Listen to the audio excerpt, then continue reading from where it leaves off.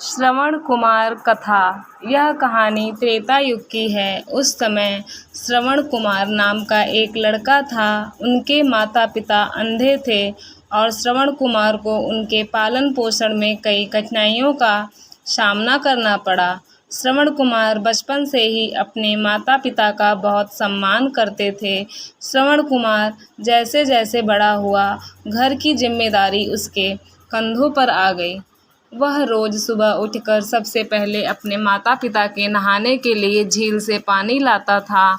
इसके बाद वह तुरंत जलाऊ लकड़ी लेने जंगल में चला जाता था। फिर वह जलाऊ लकड़ी लेके आता और अपने माता पिता के लिए खाना बनाता था।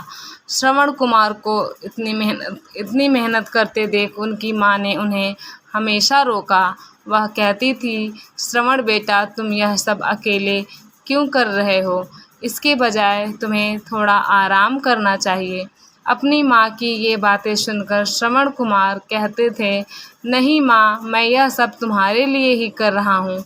तुमने अपने माता पिता के लिए कितनी मेहनत की है, इसके विपरीत मैं खुश हूँ। श्रवण कुमार की ये बातें सुनकर माँ खुश होती थी। वह हर दिन भगवान से प्रार्थना करती थी, हे भगवान, हर माता पिता के लिए श्रवण कुमार जैसा देखभाल करने वाला पुत्र पैदा हो। श्रवण कुमार के माता पिता नियमित रूप से भगवान की पूजा करते थे। वह उनके लिए फूल और अन्य धार्मिक सामान लाता था। फिर बिना देर किए वह स्वयं अपने माता पिता के साथ पंथ में शामिल हो जाएगा। श्रवण कुमार धीरे धीरे बड़े हुए और घर के कामों को पूरा करके काम पर चले गए। एक दिन जब श्रवण कुमार अपने माता पिता के साथ बैठा था तो उन्होंने श्रवण कुमार से कहा, बेटा, तुमने हमारी सभी इच्छाएं पूरी की हैं। अब हमारी एक ही इच्छा है जिसे पूरी करनी है। यह सुनकर श्रवण कुमार ने उससे पूछा, कौन सी इच्छा बची है जिसे आप पूरा करना चाहते हैं? मैं आपकी सभी इच्छाएं पूरी करूँगा। इस पर श्रवण के पिता ने कहा, बेटा, अब हम बूढ़े हो चुके हैं और मरने से पहले तीर्थ यात्रा करना चाहते हैं।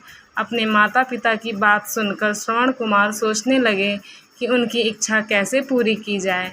तब श्रवण को एक विचार आया। वह तुरंत बाहर गया और वहाँ से 2 बड़ी टोकरियाँ ले आया। लकड़ी के एक मजबूत टुकड़े से मोटी रस्सी से 2 टोकरियाँ बांधकर कांवड़ बनाया जाता था।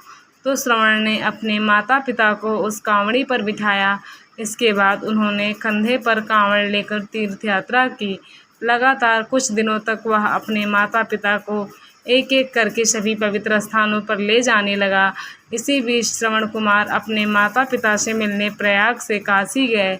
श्रवण कुमार भी अपने माता पिता को उन जगहों के बारे में बताता था, क्योंकि वह उस दृश्य को अपनी आंखों से नहीं देख सकता था। बच्चे की मेहनत देखकर उसके माता पिता बहुत खुश हुए। उन्होंने एक दिन श्रवण कुमार से कहा, बेटा, हम इसे नहीं देखते हैं, लेकिन हमें इसके लिए कभी खेद नहीं होता। आप हमारे लिए हमारी आँखें हैं। जिस तरह से आप सभी पवित्र स्थानों की कहानी बताते हैं और हमें उनके दर्शन दिखाते हैं, यह ऐसा लगता है कि हम प्रभु को अपनी आँखों से देखते हैं। माता पिता की बात सुनकर श्रवण कुमार ने कहा, ऐसा मत कहो माता पिता, कभी बच्चों पर बोझ नहीं होते, यही बच्चों का धर्म है। एक दिन श्रवण कुमार अपने माता पिता के साथ अयोध्या में विश्राम के लिए रुके। तभी उसकी माँ ने पानी पीने की इच्छा जताई। श्रवण कुमार ने पास में एक नदी देखी। उसने अपने माता पिता से कहा, तुम दोनों यहाँ आराम करो, मैं अभी पानी लेकर आता हूँ। नदी के पास आकर श्रवण कुमार पानी भरने लगा। अयोध्या के राजा दशरथ भी शिकार के लिए जंगल में आए थे। पानी में हलचल की आवाज़ सुनकर उन्हें लगा कि कोई जानवर पानी पीने आया है। आवाज़ सुनकर उसने बिना देखे ही तीर छोड़ दिया। दुर्भाग्य से उसका बाण श्रवण कुमार पर लगा। तीर लगते ही वह चिल्लाया। इसके बाद जब राजा दशरथ अपने शिकार को देखने के गए तो श्रवण कुमार था। वह तुरंत श्रवण कुमार के पास पहुंचा और कहा, मैंने बहुत बड़ी गलती की है, मुझे खेद है, मुझे नहीं पता था कि यहाँ एक आदमी होगा। इस गलती का पश्चाताप करने के लिए मैं क्या करूँ, मुझे माफ़ कर दो।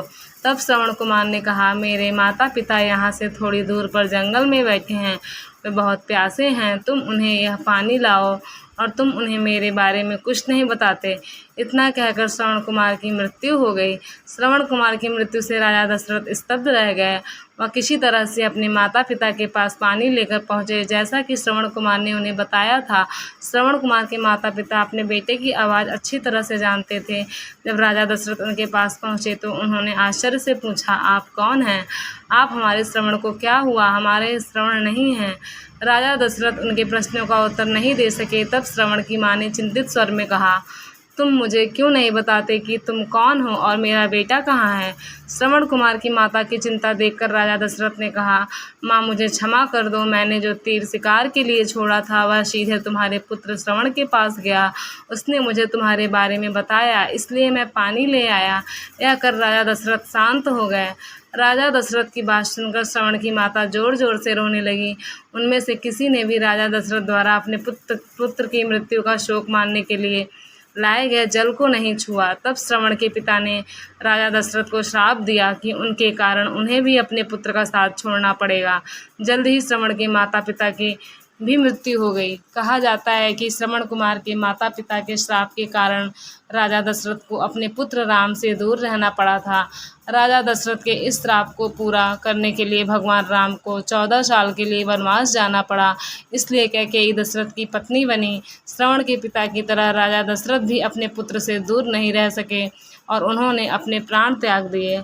हमें इस कहानी से यह सीख मिलती है कि श्रवण कुमार अपने माता पिता के प्रति अपने पवित्र रवैये के लिए प्रसिद्ध है।